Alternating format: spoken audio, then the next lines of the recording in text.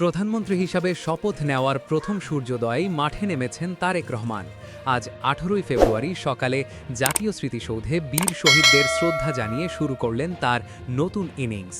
কিন্তু শুধু শ্রদ্ধা নিবেদনই নয়, আজ দুপুর থেকেই সচিবালয়ে শুরু হচ্ছে তার দাপ্তরিক কার্যক্রম।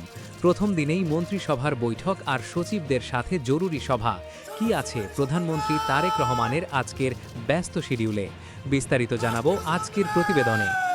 বুধবার সকাল ১১টা সাভার জাতীয় স্মৃতিসৌধে বীর শহীদদের প্রতি বিনম্র শ্রদ্ধা জানান নবনিযুক্ত প্রধানমন্ত্রী তারেক রহমান। পুষ্পস্তবক অর্পণের পর তিনি শহীদদের স্মৃতিতে ১ মিনিট নীরবতা পালন করেন। এরপর তার নবগঠিত মন্ত্রিসভার সদস্যদের সাথে নিয়ে আবারও সম্মিলিতভাবে শ্রদ্ধা নিবেদন করেন তিনি।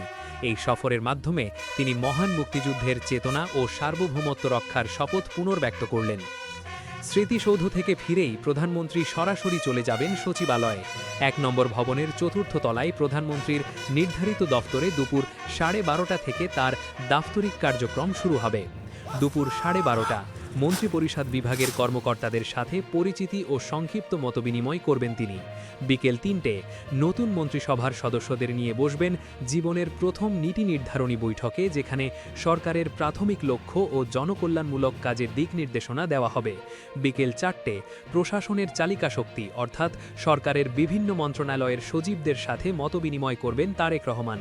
উল্লেখ্য যে গতকাল মঙ্গলবার বিকেলে সংসদ ভবনের দক্ষিণ প্লাজায় রাষ্ট্রপতি মোহাম্মদ শাহাবুদ্দিনের কাছে প্রধানমন্ত্রী হিসাবে শপথ নেন তারেক রহমান।